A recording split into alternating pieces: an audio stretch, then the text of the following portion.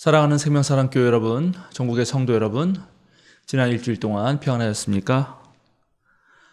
오늘 예배에 참여하신 여러분 모두를 생명과 평화의 이름으로 환영합니다. 오늘은 대림절 둘째 주일이고 참으로 기분 좋은 아침입니다. 여러분 모두 보셨겠지만 지난 토요일 우리나라가 포르투갈을 맞아서 2대1로 이겼고 16강에 진출했습니다. 정말 선수들의 투혼이 빛났고 답답한 요즘에 아주 담비 같은 소식이었다고 생각합니다. 오늘 오후 2시에 또 기쁘고 매우 좋은 행사가 있습니다. 2019년에 우리 교회 교육부 전도사로 부임하셔서 목사 수련생 과정 또 그런 모든 목회 실습의 시간을 다 겪고 이제 목사가 임직했던 우리 강미 목사님께서 드디어 우리 생명사랑교회 부목사로 부임하는 예식입니다. 지난 4년의 세월 동안 목회를 열심히 배운 강미 목사님 또 함께한 교우들에게 정말 모두 축하해 줄 그런 소식들이고, 그리고 우리 교단의 목사를 우리 생명사랑교회가 길러낸다는 것이 얼마나 중요한 사역인지 모릅니다. 또 좋은 목회자와 함께 사역할 수 있다는 것, 하나님 나라 일을 할 수 있다는 것도 우리 교회의 매우 귀한 일입니다. 그래서 오늘 파송사와 축도는 이제 막 목사가 되신 강미 목사님께서 해 주시도록 하겠습니다.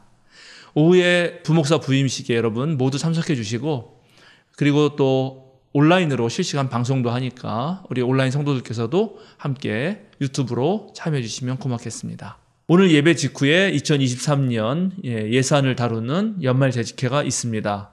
재직들은 모두 참석해 주시고, 그리고 돌아오는 이제 성탄절에 우리 세례식이 있습니다. 그리고 성탄절 오후에는 우리 교인들 모두 따뜻하게 우리 작은 음악회를 좀 열어보려고 합니다. 참석하실 교우들께서는 미리 교역실로 알려주시면 고맙겠습니다.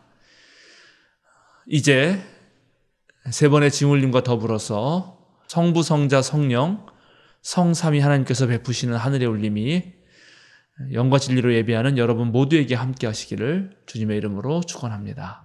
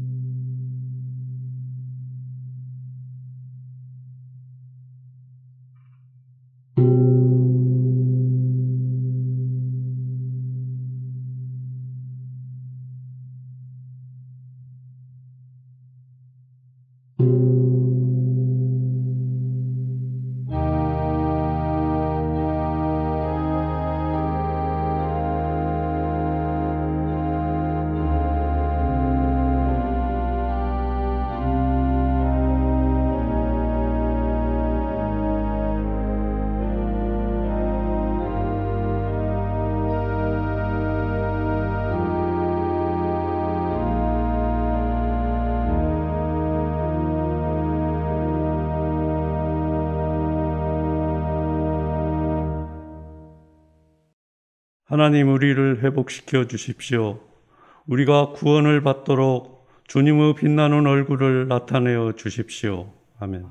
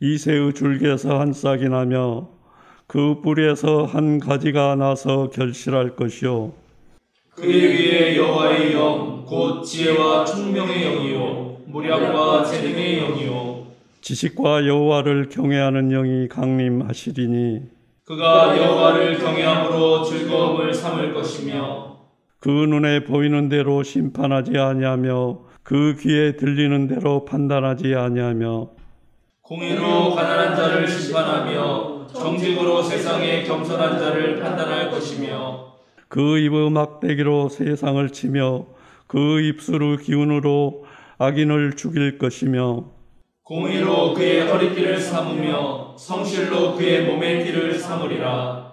그때 이리가 어린 양과 함께 살며 표범이 어린 염소와 함께 누우며 송아지와 어린 사자와 살진 짐승이 함께 있어 어린 아이에게 끌리며 암소와 곰이 함께 먹으며 그것들의 새끼가 함께 엎드리며 사자가 소처럼 풀을 먹을 것이며 젖먹는 아이가 독사의 구멍에서 장난하며 젖된 어린 아이가 독사의 굴에 손을 넣을 것이라.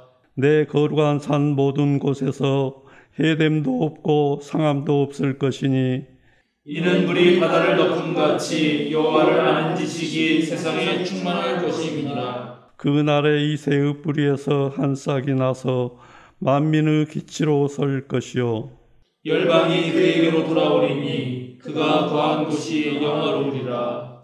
아멘.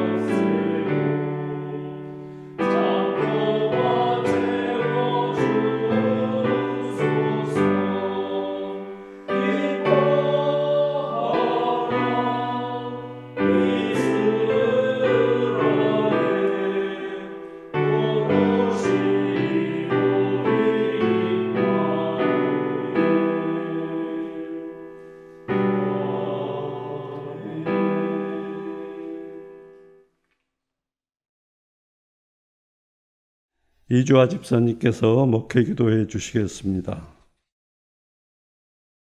할렐루야, 생명과 사랑으로 오시는 아기 예수님을 기다리는 성도들이 오늘 이곳에 모여 예배를 드리게 하심에 감사합니다. 어느덧 올해의 마지막 달을 맞이하고 있습니다. 한 해를 돌아보며 연초에 계획하고 다짐했던 많은 일들을 기억하게 하시고 가정에서, 직장에서, 교회에서 그리고 이 사회의 일원으로 우리가 어떤 마음으로 살아왔는지 돌아보는 시간이 되게 하여 주시옵소서. 기쁨과 환희의 순간, 때론 깊고 어두운 슬픔의 순간에 우리는 주님과 함께였는지, 우리는 주님의 길을 따라갔는지, 우리는 작은 십자가에라도 지어봤는지 우리 스스로에게 묻고 싶습니다. 2022년에 예수님은 그 모든 순간에 어떻게 하셨을까 고민하게 하여 우리 성도들 개개인에게 이 순간 깊은 깨달음이 함께하길 기도합니다. 특별히 오늘 이 시간 육체적으로 마음적으로 힘들어 함께하지 못한 우리 성도들을 위해 기도합니다. 주님의 평화가 그들 마음에 함께하게 하시고 주님의 손으로 아픈 곳을 어루만져 다시 이곳에서 함께 감사의 예배를 드리게 하여 주시옵소서. 이 세상은 여전히 아름다운 곳이고 우리의 삶은 이미 충분히 축복받았음을 느끼게 하여 주시옵소서. 우리 모두가 그들의 바로 옆에 있음을 알게 하시고 주님 안에서 우리는 그들의 친구이며 가족이며 믿음의 동료임을 느끼게 하여 주시옵소서.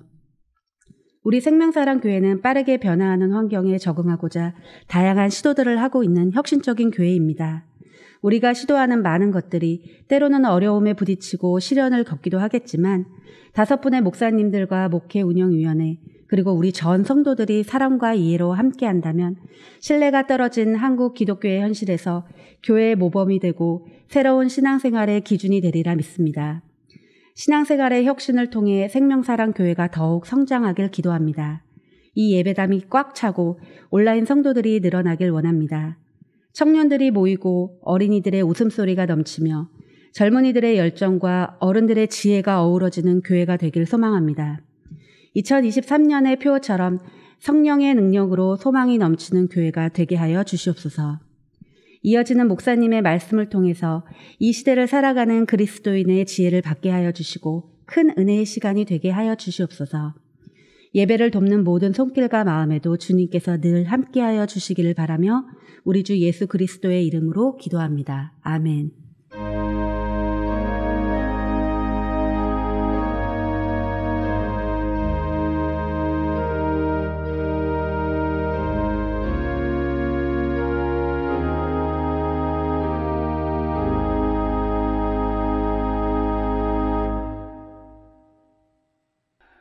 대림절 둘째 주일 우리에게 주시는 성경 말씀은 민수기 14장 1절에서 10절 말씀입니다.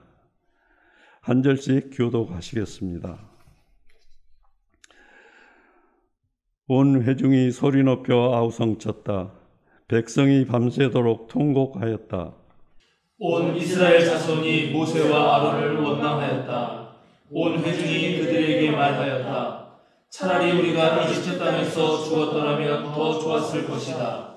아니면 차라리 우리가 이 광야에서라도 죽었더라면 더 좋았을 것이다. 그런데 주님은 왜 우리를 이 땅으로 끌고 와서 칼에 맞아 죽게 하는가? 왜 우리의 아내들과 자식들을 사로잡히게 하는가? 차라리 이집트로 돌아가는 것이 좋겠다. 그들은 또 서로 말하였다. 우두머리를 세우자. 그리고 이집트로 돌아가자. 모세와 아론은 이스라엘 자손의 온 회중 앞에서 얼굴을 땅에 대고 엎드렸다. 그러자 그 땅을 탐지하고 돌아온 이들 가운데서 눈의 아들 여호수아와 여분의 아들 갈렙이 슬픔에 겨워 자신들의 옷을 찢으며 이스라엘 자손 온 회중에게 말하였다. 우리가 탐지하려고 두루 다녀본 그 땅은 매우 좋은 땅입니다. 주님께서 우리를 사랑하신다면 그 땅으로 우리를 인도하실 것입니다. 젖과 꿀이 흐르는 그 땅을 우리에게 주실 것입니다. 다만 여러분은 주님을 거역하지만 마십시오. 여러분은 그 땅 백성을 두려워하지 마십시오. 그들은 우리의 밥입니다. 그들의 방어력은 사라졌습니다. 주님께서 우리 함께 계시니 그들을 두려워하지 마십시오. 그러나 온 회중은 그들을 돌로 쳐 죽이려고 하였다. 그때 주님의 영광이 회막에서 온 이스라엘 자손에게 나타났다.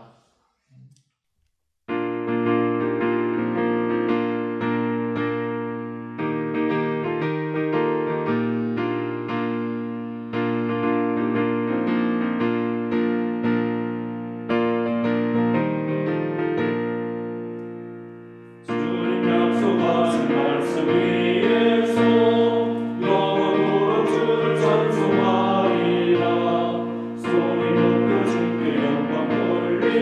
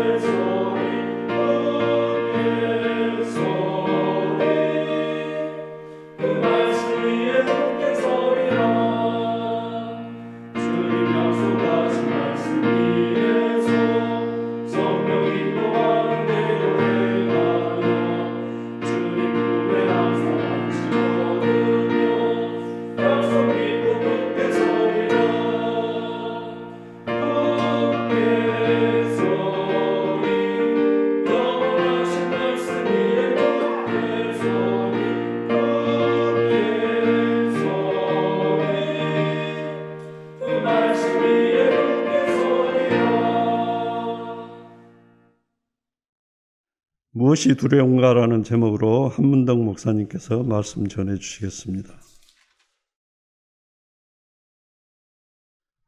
우리 생명사랑교회는 지난 2020년 12월에 지금의 이 공간으로 이사를 왔습니다. 새로운 예배처소를 마련하는 과정에서 우리들은 많은 논의를 했습니다. 여러 차례 공청회를 통해서 기존의 예배 장소로부터 차로 한 30분 거리에 있는 곳으로 서쪽으로는 쌍문동부터 동쪽으로는 의정부까지 그곳에 새로운 공간을 물색하기로 하고, 또 우리가 옮겨갈 곳에 주차시설과 또 우리만 사용할 수 있는 화장실과 엘리베이터, 그리고 우리 교육부 어린이 청소년들이 좀 함께 뛰놀 수 있는 그런 놀이공간이 있으면 좋겠다 하는 그런 여러 가지 기준들을 마련했습니다. 이런 기준을 갖춘 그런 공간을 마련하는 일부터 구입 자금과 인테리어 비용을 마련하는 것, 또 예배처소를 어떻게 꾸밀 것인지, 그리고 인테리어를 누구에게 맡길 것인지, 인테리어 공사를 하는 동안 누가 감독하며 챙길 것인지, 그리고 이사할 때 어떤 물건을 남겨두고 또 어떤 물건을 가져갈 것인지, 이사하는 모든 과정이 참 쉽지 않았습니다.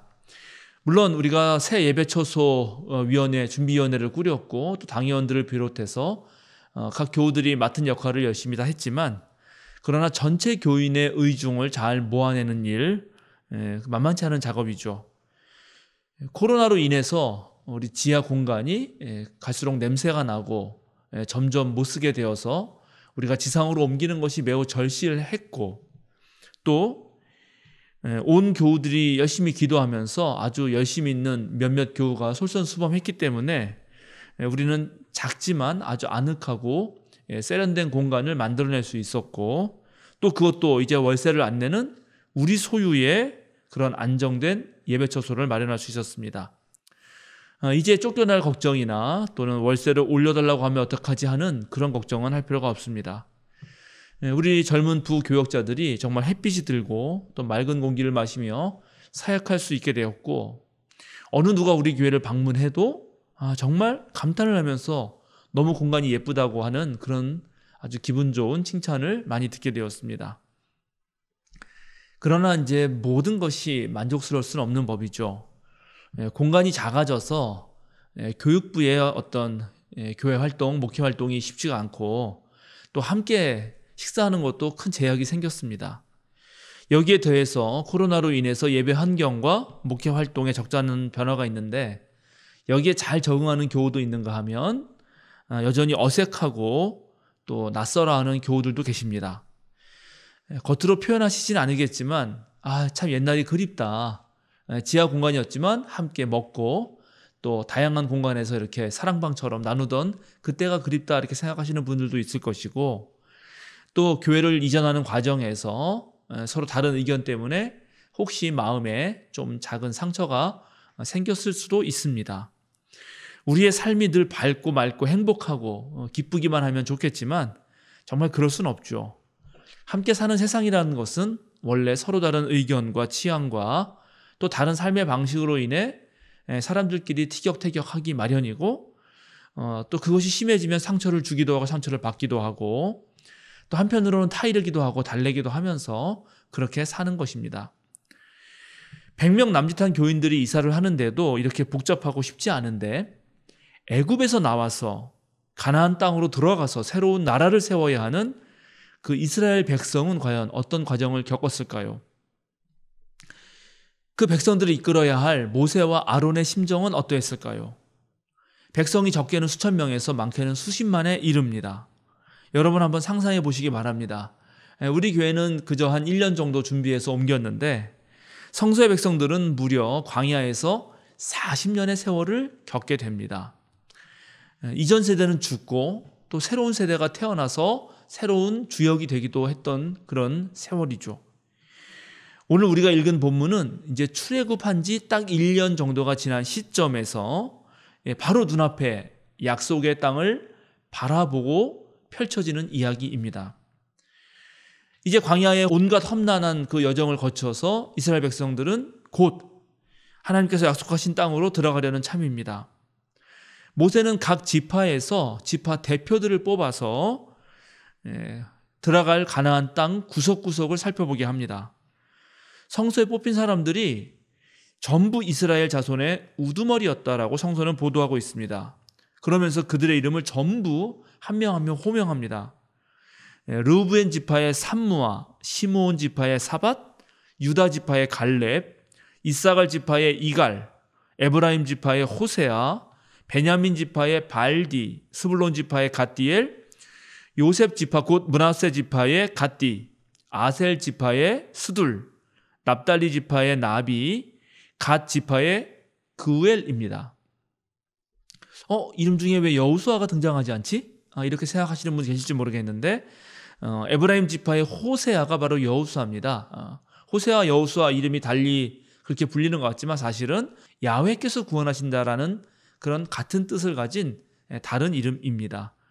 곧 호세아가 여호수아인 것입니다.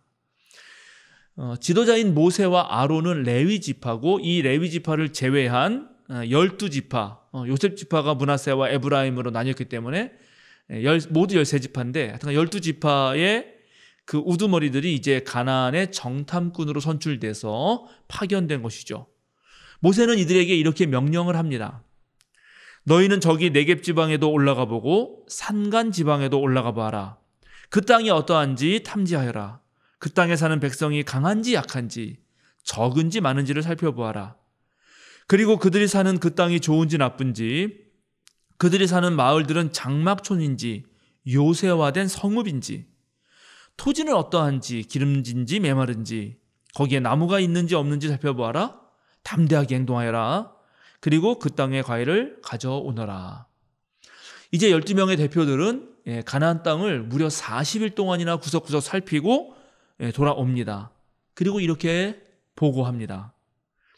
우리에게 가라고 하신 그 땅에 우리가 갔었습니다. 그곳은 정말 젖과 꿀이 흐르는 곳입니다. 이것이 바로 그 땅에서 난 과일입니다. 그렇지만 그 땅에 살고 있는 백성은 강하고 성읍들은 견고한 요새처럼 되어 있고 매우 큽니다. 또한 거기에서 우리는 아낙 자손도 보았습니다. 아말렉 사람은 네겝 지방에 살고 있고 헷 사람과 여부스 사람과 아모리 사람은 산악지대에 살고 있습니다. 가나안 사람은 바닷가와 요단 강가에 살고 있습니다. 이 사람들이 하는 보고는 전부 있는 그대로 말한 사실 언어입니다. 정말 주님께서 말씀하신 대로 젖과 꿀이 흐르는 땅이었고 동시에 성읍들은 매우 견고한 요새 같았고 백성들도 강했습니다. 이러한 사실을 두고 이제 두 가지 판단이 부딪히는데요. 첫 번째 판단은 유다 지파 여분네의 아들 갈렙의 판단입니다. 올라갑시다. 그 땅을 점령합시다. 우리는 반드시 그 땅을 점령할 수 있습니다. 두 번째 판단은 여호수아와 갈렙을 제외한 나머지 10지파 대표들의 판단입니다. 우리는 도저히 그 백성에게로 쳐 올라가지 못합니다. 그 백성은 우리보다 더 강합니다. 세명사랑교우 여러분, 전국의 성도 여러분, 만약 여러분이 그 자리에 함께 있었던 이스라엘 자손 중 한 명이라면 여러분은 어떤 판단에 손을 드시겠습니까? 그런데 이런 상황에서 최악의 선택, 최악의 결정은 이런 것입니다. 우리는 유다 지파니까 우리 대표인 갈렙의 말을 따라야 된다. 이거는 편가르기인데요. 우리가 남이가 하면서 네 편 나누고 그리고 우리 편이 누군가를 생각한 다음에 무조건 자기 편 얘기에 손을 들어주는 거죠. 이런 판단과 결정은 대체로 합리적이고 상식적인 판단을 흐리게 만들고 또 신앙의 눈도 닫아버리게 합니다. 순전히 인간적인 정에 끌려서 관계의 친소에 따라 결정하기 때문에 중요한 일을 그르치게 만드는 대표적인 사례입니다. 모든 공동체가 당면한 문제를 풀어갈 때 그 당면한 문제, 그 사태에 집중해서 분석하고 그것을 제대로 평가를 해야 되는데 그런 건 하지 않고 저 주장하는 사람이 지금 내 편인가만 놓고 또 그에 따라 선택하고 결정하게 되면 결국은 서로가 서로를 비방하면서 상처를 주고 분열하게 되어 있습니다. 자, 그런데 오늘 함께 읽은 본문을 보니까 이스라엘의 대다수 회중은 10지파의 대표의 판단에 마음이 끌렸습니다. 물론 당연한 결과일 수도 있습니다. 왜냐하면 10대 2지 않습니까? 그렇게 의견이 10대 1로 나눴습니다. 그래서 온 회중이 소리 높여서 아우성을 치고 백성은 밤새도록 통곡을 하면서 울었다고 그렇게 성경은 보도하고 있습니다. 그리고 온 이스라엘 자손은 이제 모세와 아론을 원망하기 시작합니다. 단지 원망해서 그치는 것이 아니라 그들은 서로 이렇게까지 말합니다. 우두머리를 다시 세우자. 그리고 이집트로 돌아가자.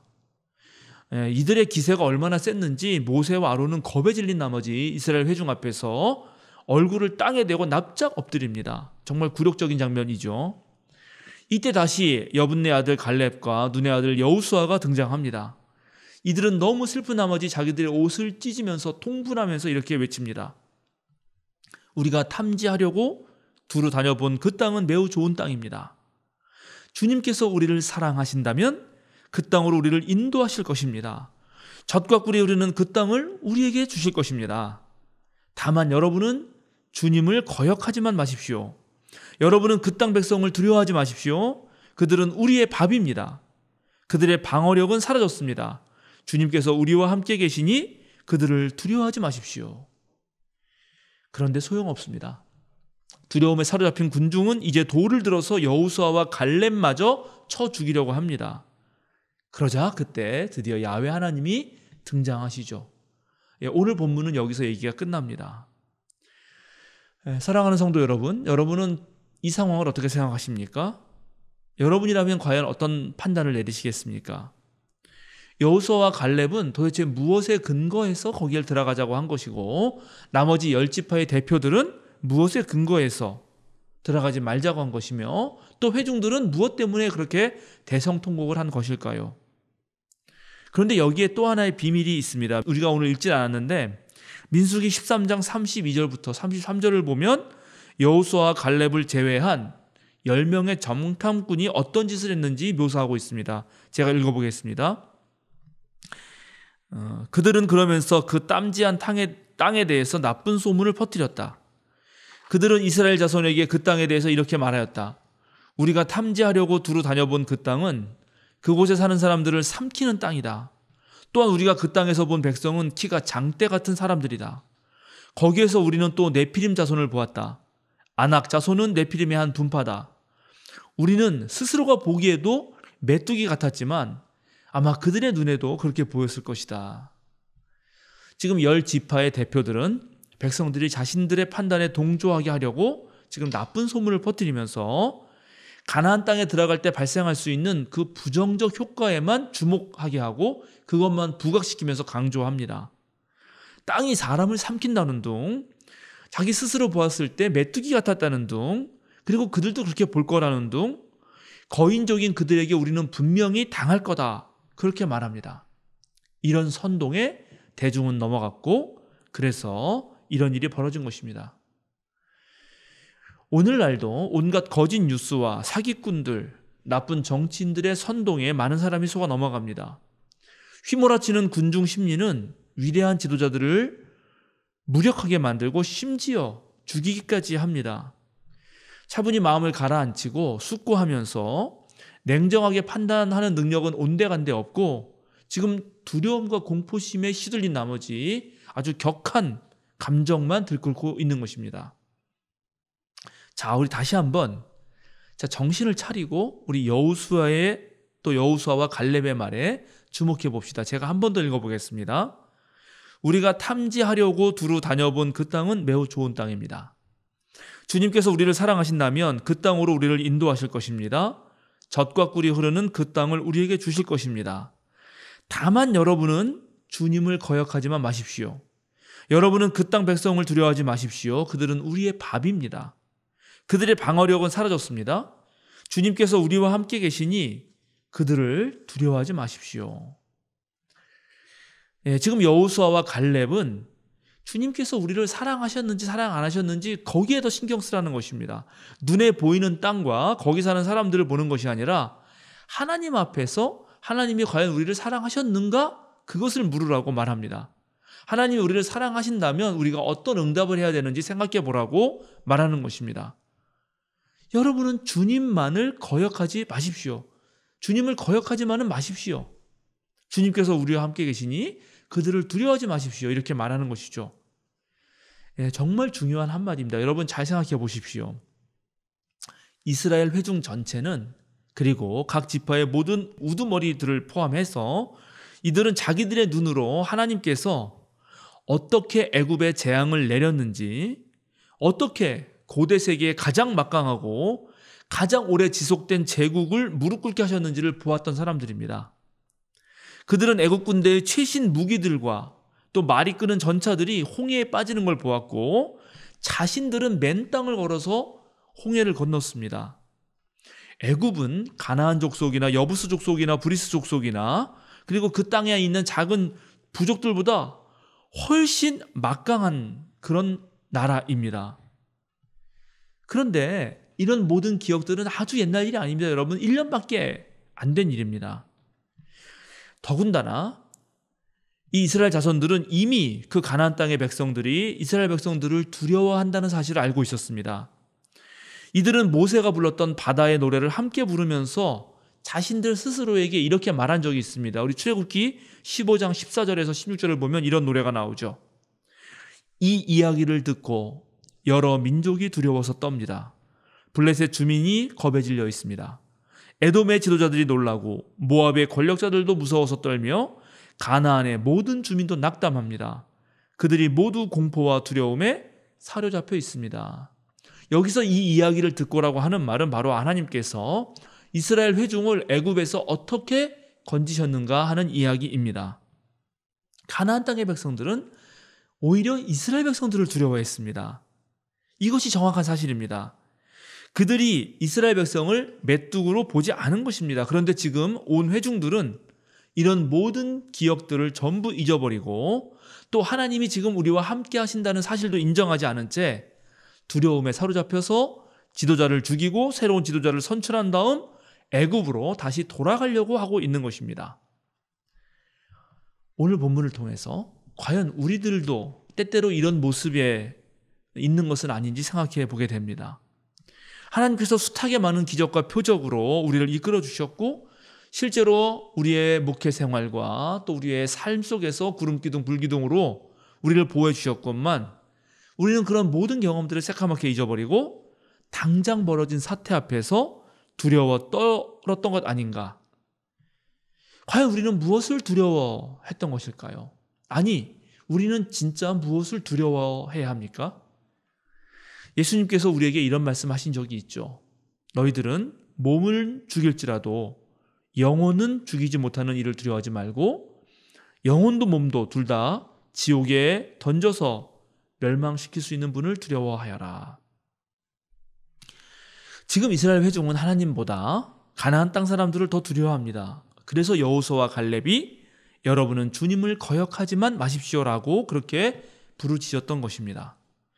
만약 저와 여러분이 두려움에 떨고 있다면 혹시 그것은 우리가 주님 아닌 것을 두려워하면서 주님을 거역하기 때문 아닌지 생각해 보아야 합니다. 주님께서 우리와 함께 계신다는 그 믿음을 잃어버렸기 때문은 아닌지 그렇게 자신을 성찰해 보아야 하는 것입니다. 자, 우리 이스라엘 회중은 그렇다고 칩시다. 그런데 10지파의 우두머리들은 왜 가나안 땅에 들어가려고 하지 않았을까요? 이들도 분명히 하나님의 놀라운 사역과 그 역사를 체험했습니다. 이들은 지도자들이었습니다. 이들은 이스라엘 자손들의 우두머리들이고 그렇게 쉽게 두려움에 사로잡힐 사람들이 아닙니다. 그런데 왜 이들은 나쁜 소문까지 퍼뜨리면서 백성들을 선동하고 가나안 땅으로 들어가는 것을 막았던 것일까요? 이 궁금증에 대해서 여러분 어떻게 생각하십니까? 이 사람들도 똑같이 백성들처럼 잔뜩 겁을 집어먹은 것일까요? 이것에 대해서 제가 미처 생각지 못했던 놀라운 해석 하나가 있어서 여러분에게 소개해드리고 제 설교를 마칠까 합니다. 유대인 랍비였던 문하햄 멘델 슈니어슨이 이렇게 이 본문을 해석합니다. 10지파의 정탐꾼들은 가나안 땅에 들어가지 못할까 봐 두려워한 것이 아니다. 오히려 가나안 땅에 진입하는 것이 성공할까 두려웠던 것이다. 이게 무슨 말일까요? 이스라엘 민족이 어떻게 가나안 땅에 국가를 세웠는가에 대해서는 학자들 사이에서 여러 논쟁이 있습니다. 과거에는 성경을 문자 그대로 읽었기 때문에 정말 출애굽한 이스라엘 모든 민족이 무력으로 가나안을 모두 다 정복했다는 설이 우세했지만 오늘날 그렇게 믿는 구약학자는 거의 없습니다. 그래서 다양한 가설이 제시되었는데 하나는 가나안 땅에 있는 산악지대부터 조금씩 그렇게 가나안 원주민이 덜 살고 있기 때문에 이주한 사람들이 옮겨 살았다는 것입니다. 이주설이죠. 또 하나는 가나안 농민들과 출애굽한 사람들이 서로 힘을 모아 혁명을 일으켜서 새로 국가를 세웠다는 그런 가설도 있습니다. 더 획기적인 것은 이 가나안에 대한 애굽의 영향력이 좀 줄어들었을 때, 영향력이 약화되었을 때 그때 사회 저변에 걸려있던 그런 하층 계급들이 전부 다 서로 연대를 해서 가나안 봉건 제후에게 대항하였고 여기에 많은 이들이 함께해서 가나안 사회를 새롭게 12부족 체제로 재조합했다는 설입니다. 이렇게 다양한 설이 있는데 이게 3000년 전 일이라 실제로 어떤 일이 어떻게 벌어졌는지 알 수는 없습니다. 그러나 확실한 것은 하나의 국가를 새롭게 만드는 일은 보통 어려운 일이 아니라는 것입니다. 바로 유대교 랍비 무나헴이 말하는 이 신앙적 안목은 여기에서 빛을 발합니다. 10지파의 우두머리들이 가나안 땅에 들어가기 싫어했던 것은 오히려 광야가 좋았기 때문이라는 것입니다. 광야에서는 하나님과 하나님의 백성들만 있죠. 하나님이 임재하시는 성막을 중심으로 하나님과 가까이 지낼 수 있습니다. 다른 족속들 크게 신경 쓸 필요가 없습니다. 하나님은 만나와 메추라기로 자신들의 백성들을 먹여주셨고 또 바위를 치면 샘물이 솟아나왔습니다. 구름 기둥과 불 기둥으로 자신들의 백성을 돌보시고 지키십니다. 이제 이스라엘 회중과 지도자들은 그저 하나님께 맡기기만 하면 됩니다. 바로 랍비 무나헴은 이 10지파의 정탐꾼들이 그런 광야 생활을 동경한 나머지 가나안 땅으로 들어가려고 하지 않았다는 것입니다. 여러분, 가나안에 들어가면 어떤 일이 벌어질까요? 그들은 전투를 치러야 합니다. 군대를 정비해야 되고 경제를 창조해야 되고 땅을 경작해야 됩니다. 비가 올지 안 올지를 늘 걱정해야 합니다. 신경 쓸 일들이 수만 가지나 되겠죠. 이스라엘 백성들이 가나안 종교에 물들 수도 있고 세속적 욕망을 추구할 수도 있습니다. 그러나 광야에 있으면 비록 광야가 아무것도 없는 것처럼 보여도 하나님이 다 해주시니 얼마나 편합니까? 하나님의 광채를 받으며 하나님이 내려주신 십계명을 비롯해 율법을 열심히 공부하면서 온전히 하나님께만 전념할 수도 있을 것입니다. 그러나 가나안에 들어가면 수많은 민족 사이에서 정치, 경제, 사회, 문화 방면과 얽힌 그런 모든 문제들 다 풀어내야 되고 그것과 엮이게 되는 것입니다. 바로 랍비 무나헴이 지적하고 싶은 것은 이 10지파의 우두머리들이 하나님하고만 함께하고 싶었고 세상하고는 전혀 엮이지 않으려고 했다는 것입니다. 그래서 가나안에 들어가는 일이 실패하는 것이 두려운 것이 아니라 오히려 가나안에 들어가는 것이 성공할까 두려워했다는 것입니다. 그렇기 때문에 일부러 나쁜 소문도 내고 백성들을 선동해서 가나안 땅에 들어가지 않으려고 했다는 것입니다. 전 이 유대인 랍비의 해석이 상당히 좋은 통찰력을 가지고 있다고 생각합니다. 우리는 세상을 마주하고 삽니다. 그래서 우리는 때때로 세상 앞에서 정말 두려워 떨며 하나님의 약속을 잊어버리고 놀라운 하나님의 능력마저도 망각할 때가 있습니다. 그러나 반대로 하나님과 함께 있는 것이 너무 좋아서 우리가 이 땅에 살아가고 있다는 사실을 잊어버릴 때도 있습니다. 우리가 신뢰하고 있는 유대 그리스도 전통은 언제나 하나님이 이 땅 아래에 산 아래로 내려가서 더 낮은 곳에 거처를 마련하신다고 말하고 있습니다. 많은 종교가 사람들을 하늘로 들어 올리는 것을 추구한다면 오히려 유대 그리스도교 신앙 전통은 하늘을 가지고 땅으로 내려옵니다. 하나님은 이 땅에 당신의 나라를 세우시고 그리고 그 나라가 모든 세상이 따라야 할 하나의 모델 사회가 되기를 바라십니다.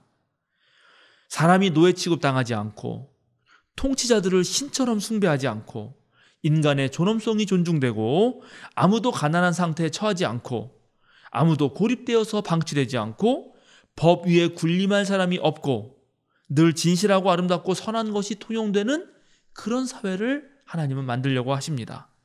그런 세상이 저 하늘에 세워지는 것이 아니라 바로 이 땅에 세워진다는 것입니다.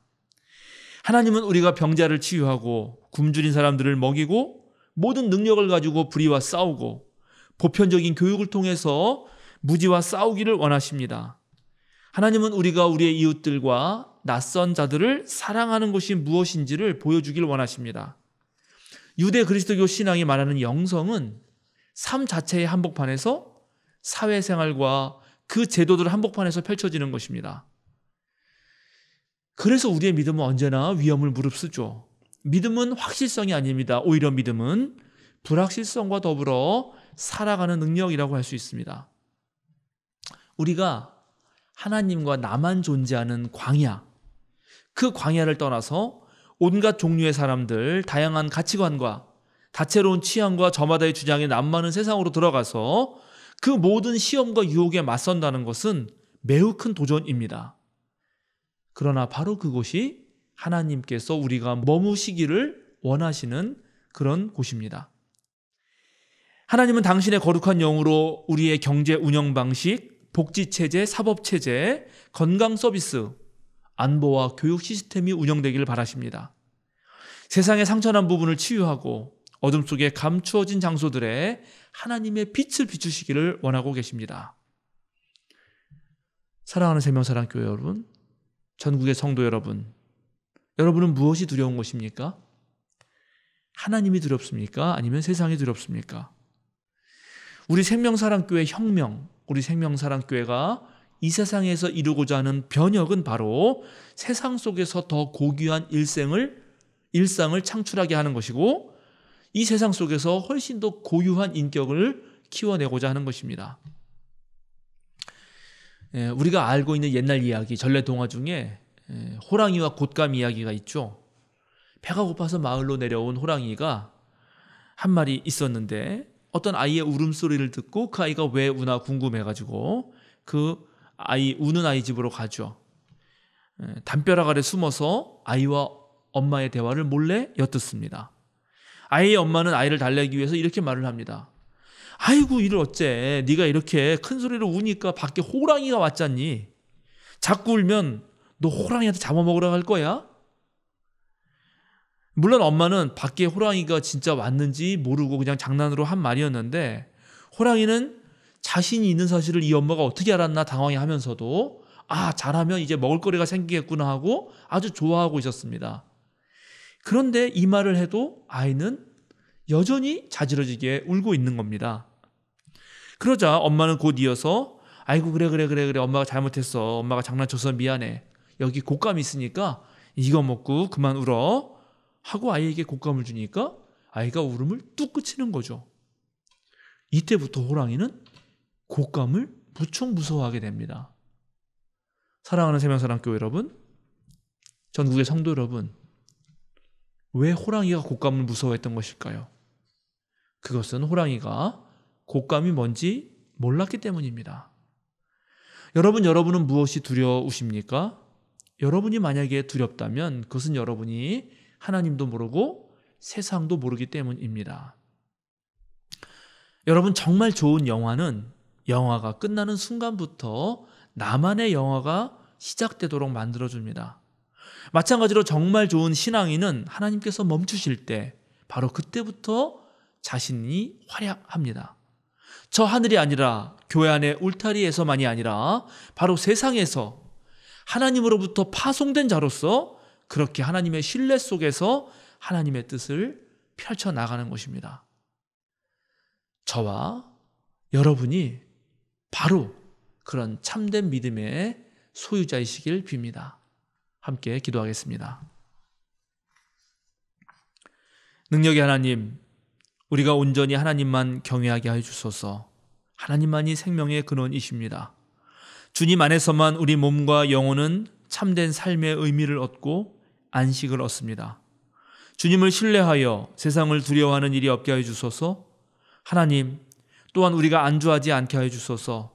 하늘의 시민임을 알지만 이 땅에 주님의 나라를 세워야 할 사명이 있다는 것을 확실하게 기억하게 하여 주소서. 우리 곁에 장막을 치시고 우리 안에 거하시는 주님을 따라 우리가 우리의 형제와 자매, 이웃들 곁으로 나아가게 하여 주소서. 세상에 보냄을 받은 자로서 맡겨진 일을 충직하게 감당하게 하여 주소서. 주님이 함께 하시니 우리는 두려움이 없습니다. 우리 주 예수 그리스도의 이름으로 기도드립니다. 아멘.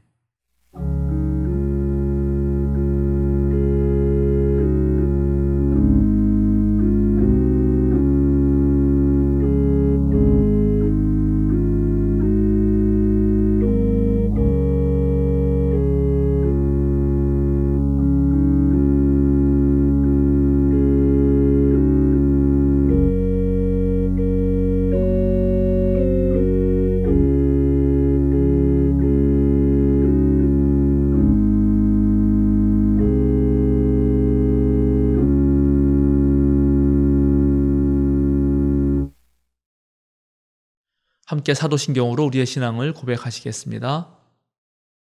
나는 전능하신 아버지 하나님 천지의 창조주를 믿습니다. 나는 그의 유일하신 아들 우리 주 예수 그리스도를 믿습니다. 그는 성령으로 잉태되어 동정녀 마리아에게서 나시고 본디오 빌라도에게 고난을 받아 십자가에 못 박혀 죽으시고 장사된 지 사흘 만에 죽은 자 가운데서 다시 살아나셨으며 하늘에 오르시어 전능하신 아버지 하나님 우편에 앉아 계시다가 거기로부터 살아있는 자와 죽은 자를 심판하러 오십니다. 나는 성령을 믿으며 거룩한 공교회와 성도의 교제와 죄를 용서받는 것과 몸의 부활과 영생을 믿습니다. 아멘. 다 같이 찬송 347장 허락하신 새 땅에 함께 부르시겠습니다.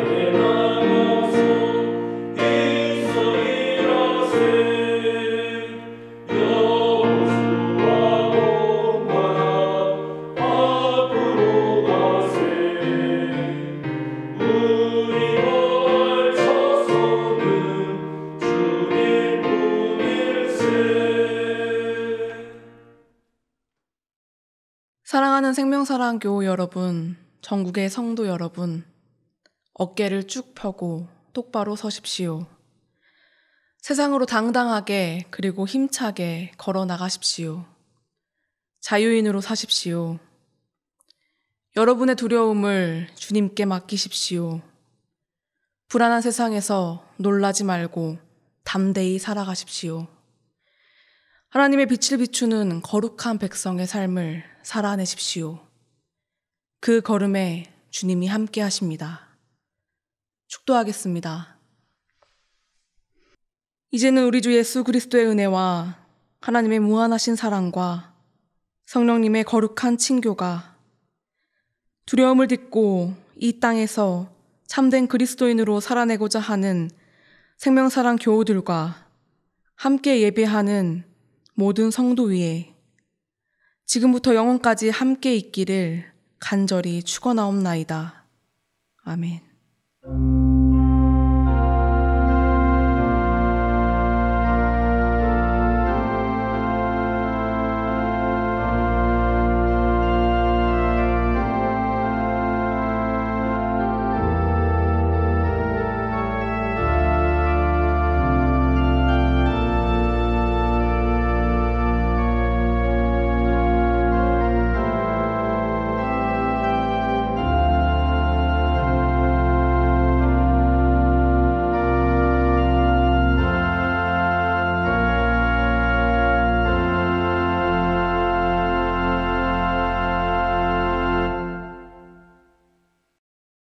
사김과 알림 시간입니다. 오늘은 대림절 둘째 주일입니다. 한문덕 목사님이 설교해 주셨습니다. 이번 대림절에는 초대교회 규범집인 디다케를 함께 읽습니다. 매주 금요일 오전 6시에 5회에 걸쳐 묵상글을 드립니다. 예배 후에 연말 재직회가 있습니다.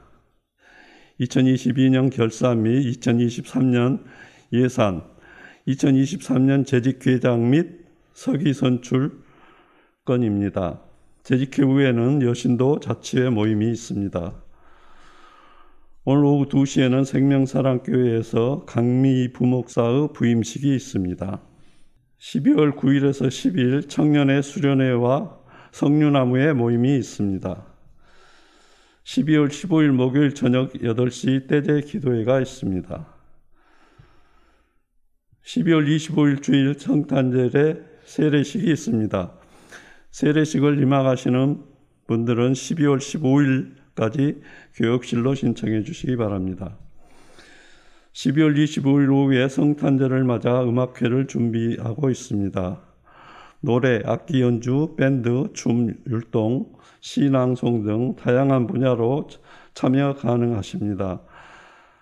참여하길 원하시는 분들은 교육실로 알려주시기 바랍니다. 다른 광고는 주보를 참조해 주시기 바랍니다. 오늘 함께 예배 드릴 수 있어 감사합니다. 한 주간 승리하시길 바랍니다. 감사합니다.